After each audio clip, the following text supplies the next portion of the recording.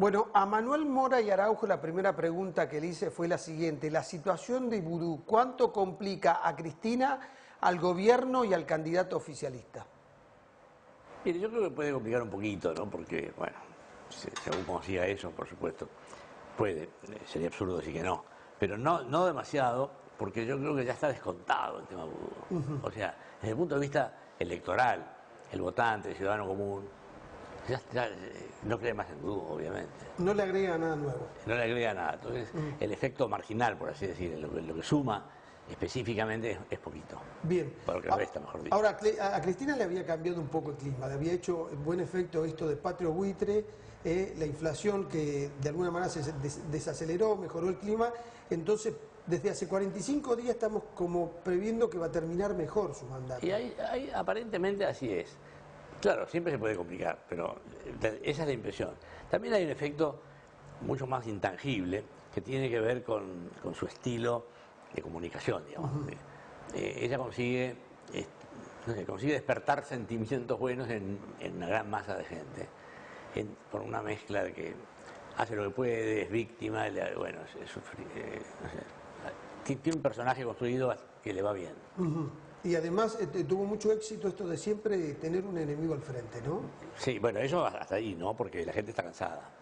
Bien. De las cosas, entre las cosas que la gente dice que hay que cambiar es esto de estar viviendo en pelea permanente. En pelea permanente. Bueno, inicialmente le fue exitoso, claro, después, Sí, le fue exitoso. Después los modelos se cansan, ¿no? Sí, sí. Y que todos los días uno es mucho.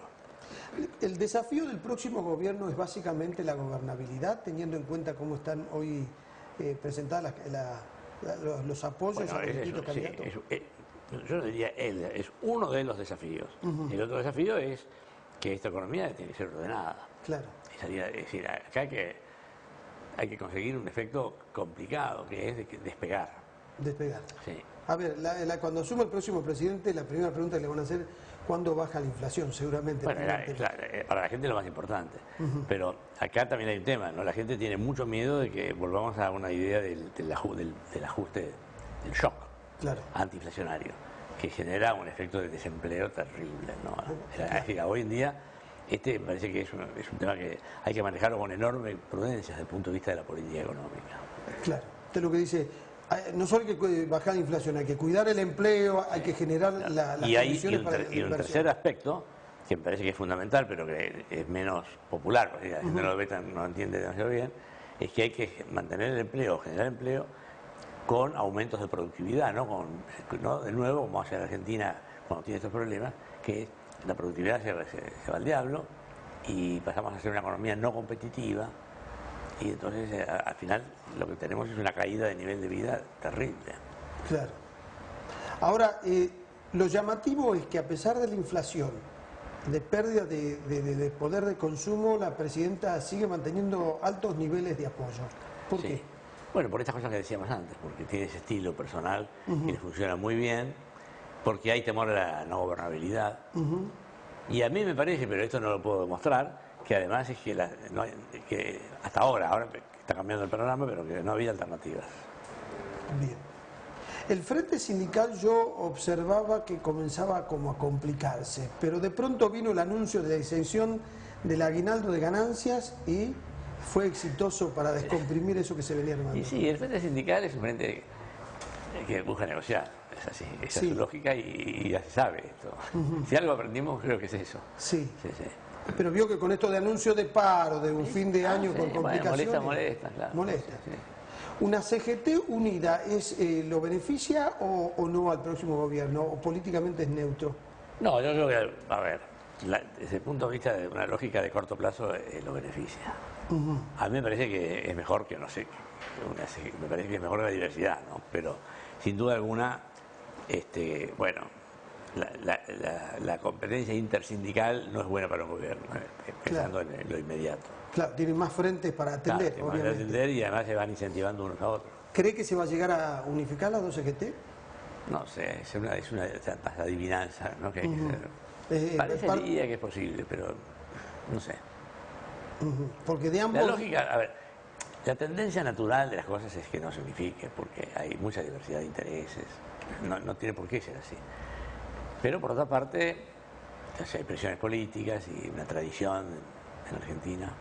Porque uno puede pensar que si los sindicalistas comienzan a percibir que el próximo gobierno puede ser no peronista, la unificación va a ser tal vez más fácil. Podría llegar a serlo. Cuando se ve que digamos, el clima no viene bien, los sindicalistas reaccionan muy rápidamente. Muy rápidamente, Sí. está bien. Bueno, por eso me dicen algunos peronistas, se enojan conmigo, ¿no? Me dicen, nosotros siempre luchamos por la democracia. Le digo, mi sensación es que ustedes luchan por el poder. Por supuesto. No sé si la democracia, usted lo que quiere Bueno, luchar por el sí, poder. sí, efectivamente. Bueno, digamos así, casi todos luchan por el poder, ¿no? Ahora, eso es la política. Bien, hay una realidad que es prácticamente fácil de comprender. El próximo Congreso no va a ser un Congreso como el actual, con una mayoría muy fuerte, ¿no? No, por eso hablamos de gobernabilidad, precisamente. Porque es muy posible que el próximo gobierno no tenga mayoría propia. Teniendo en cuenta las características de la política argentina, esto puede dar lugar a interesantes acuerdos o a que el Congreso se frene. Tal cual. La gente tiene miedo de esa situación, en parte. Teóricamente le parece bien, pero en parte tiene miedo porque acá ya sabemos cómo termina eso, ¿no? Ahora, efectivamente, interesantes acuerdos es una posibilidad que habría que trabajarla mucho, porque sería un cambio muy importante para la Argentina. Ahora, usted sabe que la gente hay como una idea vaga, pero me parece que algo generalizada, que los únicos que pueden lograr gobernabilidad y acuerdos cuando están en el poder es el peronismo, que si un gobierno no es peronista les va a ser difícil. Sí, se dice mucho eso. Yo no sé cuánta gente lo cree realmente, se dice mucho. Se dice mucho y me parece que es un eslogan superficial. O más bien un eslogan interesado del peronismo, ¿no? Bueno, sí, pero como el peronismo frecuentemente se divide, no quiere decir tampoco nada. Los radicales tuvieron dos gobiernos. Y la verdad que tuvieron dos gobiernos con una mala suerte impresionante. Y además metieron la pata, ¿no? Por supuesto. Pero los peores momentos del ciclo económico mundial, los precios más bajos de los productos argentinos en los mercados fueron en esos dos gobiernos. Sí. De la Rúa, con los precios que tuvo Kirchner, 4 años después, estaría en la estatua. Y bueno, a Alfonsín pasa lo mismo. ¿Sabe que discutíamos en mi programa, en la época de Alfonsín, si estas provincias del NOA eran viables o no, y si era necesario hacer una sola provincia, una sola administración? Bueno, idea muy común también, que cada tanto aparece. Hay que dividir la provincia de Buenos Aires. Y yo digo, y bueno, háganlo. Pero lo que pasa es que era tan profunda la crisis, había tan poco dinero en ese momento, el Estado tenía tan poco dinero que se planteaba eso. Bueno, cada tanto pasa, pero claro, porque el Estado gasta y un día no se acá. Esta es la realidad de las cosas, ¿no? Y hay un problema, digamos así, por así decir, congénito a la formación de la Argentina, que es la provincia de Buenos Aires. Claro. Bueno, es complicado, pero es así, qué sé yo, uno nace como nace. Claro. Ahora, Manuel, cuando veo en muchos editoriales que dicen la gente está pidiendo un liderazgo moderado en la Argentina, ¿es posible un liderazgo moderado? La gente lo pide, hasta que cuando lo tiene... No lo tolera. Y no lo tolera o se angustia, pero bueno, claro, porque si el liderazgo moderado llega con muchos problemas es complicado. Claro. Y a veces los problemas le tocan, no es que los fabrican, ¿no? Es así, cuando teníamos, hoy mismo lo decían, cuando teníamos a Menem, la gente empezó a decir, no, el hombre es Reutemann, más moderado no hay. Cuando estaba Alfonsín, al final era Angelós en la persona, siempre es un moderado bueno, Palito Ortega, un moderado. O sea, si inventamos a Palito Ortega, quiere decir que la demanda de algo moderado era fuerte, ¿no? Bueno, Cobos fue el número 1 en popularidad durante varios años, con Cristina presidenta. Sí. Porque era el moderado, el que no votaba no, votaba en no positivo, no me acuerdo. Sí. Sí. Pero ahora, a ver, pero si después, pero si ese moderado llega y tenemos una crisis inflacionaria, tenemos precios de los productos exportables por el suelo, tenemos problemas de empleo, bueno, y claro que la gente dice, no, esto no puede ser, hace falta uno fuerte que ponga orden. Desde Alfonsín hasta ahora, los gobiernos que mejor funcionaron fueron los de gran volumen de poder, o sea, el menemismo, el kirchnerismo. Pero con distintos estilos, también hay que subrayar eso. No todos iguales, ¿no? No, pero de un manejo de un poder muy decidido. Muy decidido, claro. Pero porque creo que a ver, usted lo sabe mejor que nadie. El manejo del poder tiene como distintas intensidades, no hay una sola intensidad. Claro, por supuesto. Pero por Porto Menem funcionaba con gabinete, hasta con gabinete ampliado. Todas las semanas había reunión de gabinete y salía en el diario. Sí. Bueno, los Kirchner eran sin gabinete. Sí. Son estilos muy distintos. Distinto. Pero uno comprende que el centro del poder pasa por el presidente, por Sí, ejemplo. absolutamente. Y Alfonsín también. Con Alfonsín también. Con De la Rúa teníamos una duda, no sabíamos bien definir. Sí, pero en fin, fue muy corto, así que es difícil. Fue muy corto. No, pero era así también. Él tomaba decisiones. Bien. Él ponía, sacaba a los ministros por su cuenta, sin vacilar.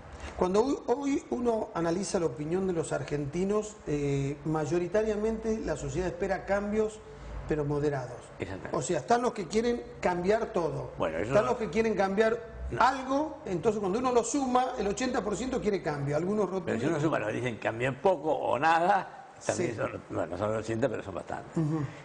Por eso, son tres partes. Y la parte que me parece a mí que es la decisiva en los últimos años, y va a ser así seguramente en el que viene, es la del medio, la que dice poquito, pero no mucho. No mucho. En eso, por eso Scioli tiene un discurso, Bueno, esa es la ventaja que tiene él. claro, La lo ventaja que está- competitiva. la ventaja competitiva. Sí. Ahora, los otros candidatos también están acomodando. Bueno, pero están buscando esos votos. Claro.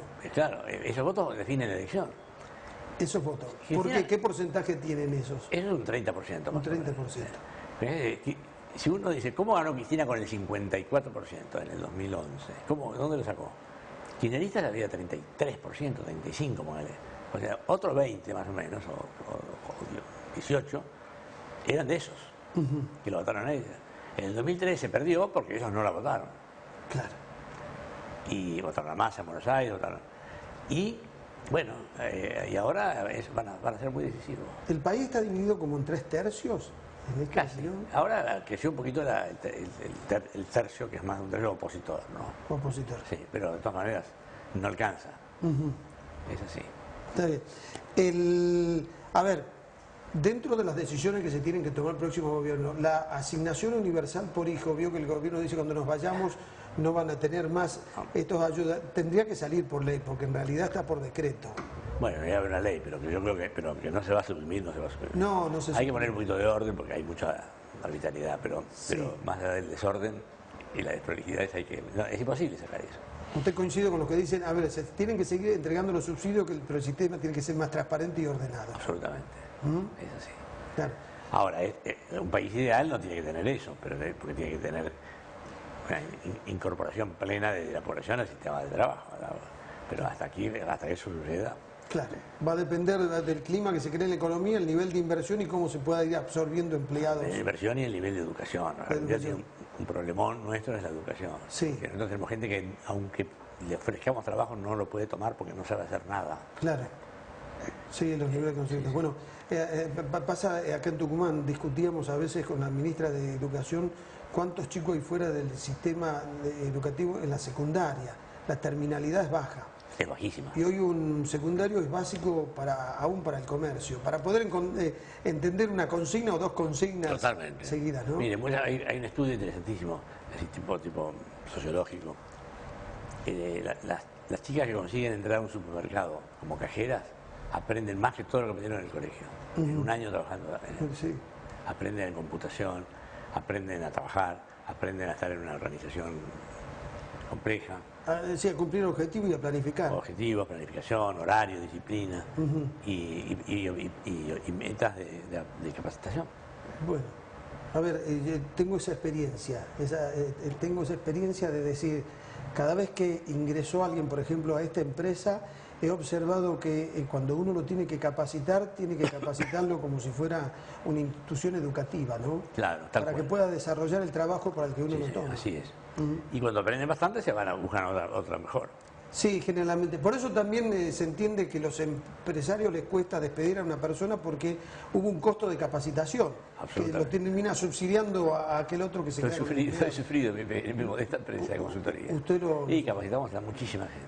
Claro, y se... Es así. Ahora, de la gente que viene de muy abajo y que es el primer empleo formal de su vida, tiene un tercer problema, además de la educación, el segundo. Acá no hay acceso a la vivienda. Se perdió en la Argentina el acceso a la vivienda. Sí. No hay planes hipotecarios. O sea, No. lo que era normal en la Argentina de hace 80 años, ¿no? Que si uno, inmigrante, pobre, conseguía un trabajo, en un año podía pagar un alquiler y en 3, 4 años podía comprarse una casa modesta, pero hoy no es posible. No es posible.